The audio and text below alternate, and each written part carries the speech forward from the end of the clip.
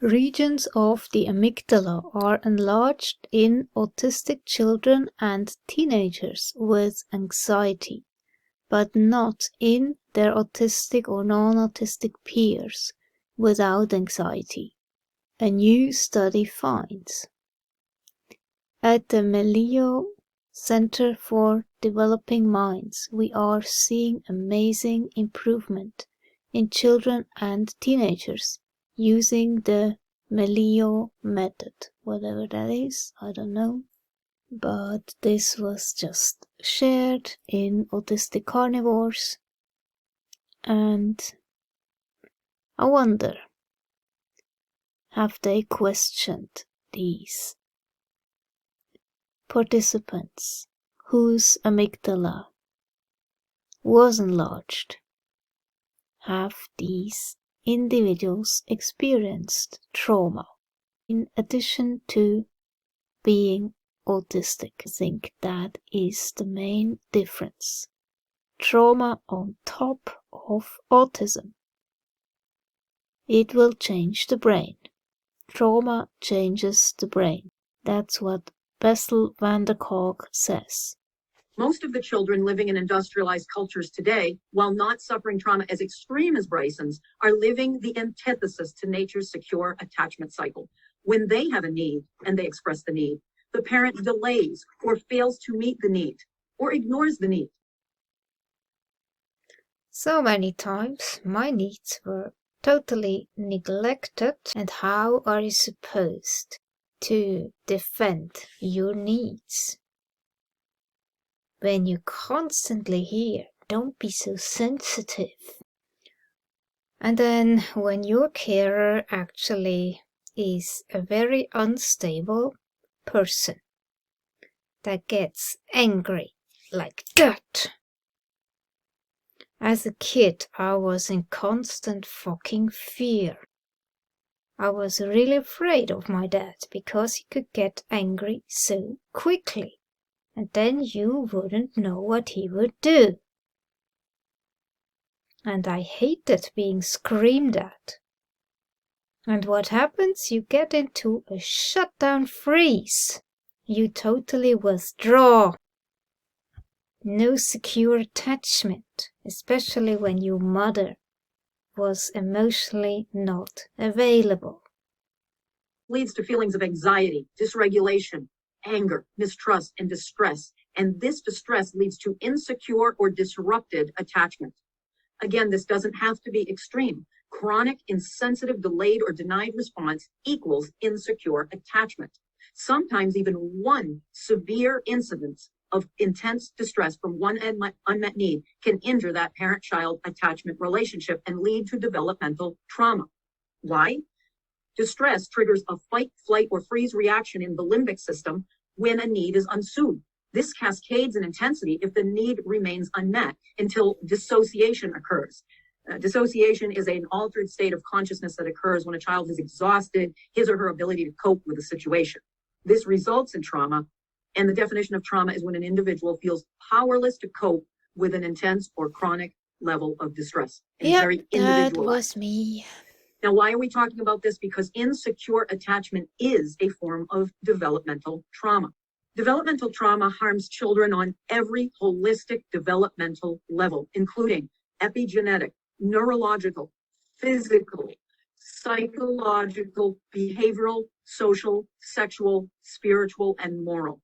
Thousands of studies, including the mainstream Adverse Childhood Experiences or ACEs studies by the CDC, confirm that developmental trauma has negative effects that affect holistic health outcomes for life. And they don't even count most developmental traumas in their ACEs studies. Cutting-edge neuroscience and epigenetic research, however, on developmental trauma has discovered that developmental trauma not only alters the expression of one's genetic inheritance, epigenetics, is passed on to subsequent generations through the DNA. It even affects the DNA's telomeres, which are the end caps on the DNA proteins, causing these telomeres to decay and age in young children.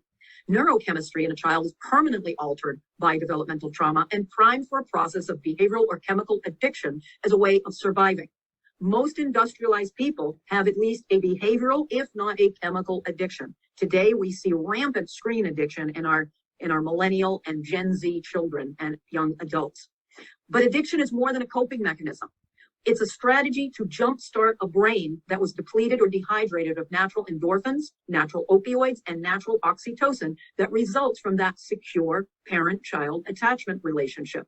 The crucial role of attachment in children's health and mental health receives so little serious attention in our medical behavioral healthcare fields and almost none in education. Our society's institutions focus on a behavioral biochemical model of labeling symptoms of children's health, medical, emotional, behavioral, and learning problems. And these systems are so completely out of sync with nature's intent that all they can do is offer us more of what disrupts attachment and causes developmental trauma. To understand why children struggle with emotional, behavioral, and learning problems and why our society is so unhealthy and violent today, we have to turn to the field of cultural anthropology.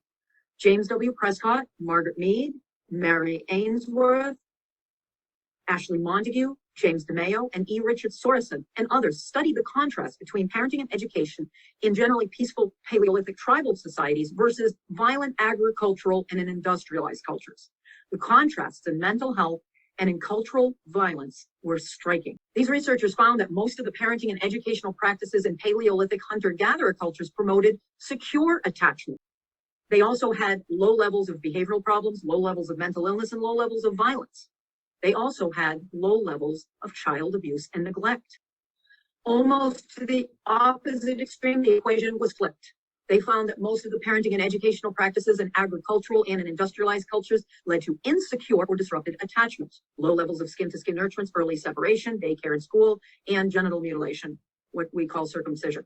As a result, there were high levels of behavioral problems, high levels of mental illness, high levels of violence, and high levels of child abuse and neglect, both professionally recognized illegal child abuse and neglect and legal traumas that set off the limbic system, flood the child with high levels of stress hormones like cortisol, and lead them to a fight, flight, or freeze reaction. Let's take a look at the parenting and educational contrasts between our paleo ancestors and the cultures that began to plant food, leading to civilization, then industrialization, and now our digital culture. I wish we could spend more time on these. There's going to be several slides of these, but I want to give you a quick overview. There is more information in my first book and in my upcoming book. So let's remember nature's intent here. Paleolithic cultures parented innately by nature's intent, and that wisdom was passed on through the DNA and through people's behavior and parenting generation after generation. However, as soon as people believed that they could improve upon nature, that's when the problems began. The choice to plant food seems to have been that tiny stone cast in the ocean that led to cataclysmic ripples and shockwaves all the time. With that choice to improve upon nature to plant food came eventually this idea that we could have parenting and educational choice. So as we can see here, nature's intent demonstrated by our paleo ancestors, there were certain variables that children lived that our children do not. They had a natural birth. They had full-term breastfeeding, which was no less than 2.5 years and up to 6 years of age. Today, children are bottle fed, or if they are breastfed, it's for maybe a year earlier, and they're forcibly weaned.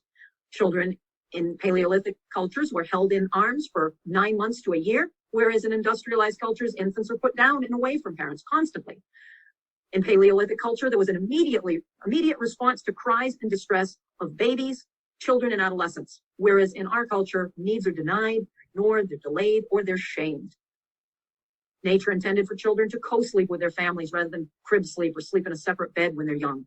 And nature intended for the child's whole body to be intact, whereas in agricultural and industrialized cultures, we believe in genital cutting.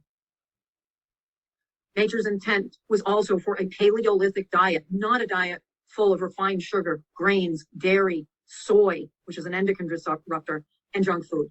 There was a gentle way of guiding children's behavior through strong modeling and support and a respectful approach to youths rather than a contemptuous or violent approach to children, or with punishment or helicoptering or permissiveness or bulldozering. Children learn through kinesthetic play and through curiosity and dramatic play and inventions and adventures and making inventions in nature.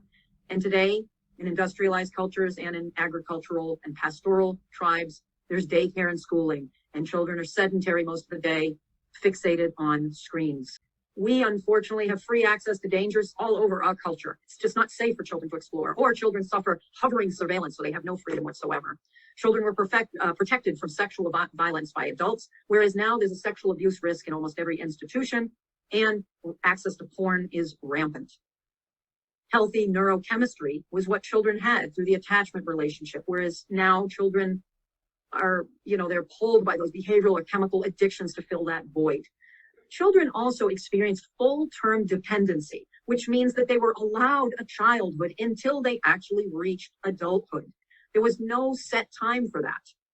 Now, children are forced to grow up by a certain age. They're pushed through developmental stages, or by the time they get into their 30s, they are what we call failing to launch as adults. This is especially the case with our millennials. Nature makes things that are aligned with our well-being simple for us. Is there any hope for us? Yes, I believe there is. And I'm going to show you how easy it is for us to get back on track with nature's cycle of homeostasis. Healing our families is as simple as getting back on track with that simple 4-step secure attachment cycle. Parenting in this manner in contemporary times is called attachment parenting. What is attachment parenting?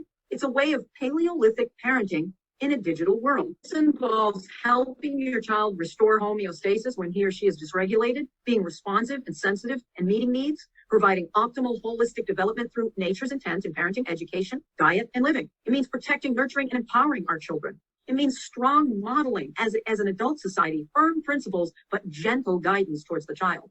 And it means full-term dependency with growing competence. Here are some ways that we can rebalance that cycle of homeostasis and parent for secure attachment. Water births or natural birth, genital integrity when children are born, especially boys. Full-term breastfeeding, that means breastfeeding for at the very least 2.5 years or when children wean on their own. Co-sleeping with young children, skin-to-skin and emotional nurturance, homeschooling or alternative education, and Paleolithic or ancestral diet and organic or local food. Gentle behavioral guidance, about the same, modeling strong principles and values. Heal punitive helicoptering or permissive parenting. Unplug the children from screens and replace it with fun. Restore dramatic and kinesthetic play. Restore abundant daily time in nature. And restore family activities and one-to-one time with each child. And most importantly, protecting our children from trauma and the very real dangers without hovering on them. And if there are mental health and behavioral issues, neurosomatic treatments for trauma and behavioral health issues are in order, not talk therapy. These neurosomatic treatments include eye movement desensitization and reprocessing, or EMDR, attachment-focused family therapy rather than just basic talk family therapy, functional medicine evaluations to rule out food sensitivities, and looking at holistic health and how the body all works together and signals problems. Adjunct treatments can be had for symptoms. And then community involvement and volunteer work is important to give children a sense of being part of a community. Community mentoring for young adults is important as well as unschoolish alternatives to college. We'll talk a little bit in a second about what unschooling is. Also, intergenerational households or close family connections on both sides of the family are important for children. Educating for secure attachment is a crucial part of attachment parenting. We can't treat nature's secure attachment cycle as an a la carte buffet. Take what we want and leave the rest. Nature did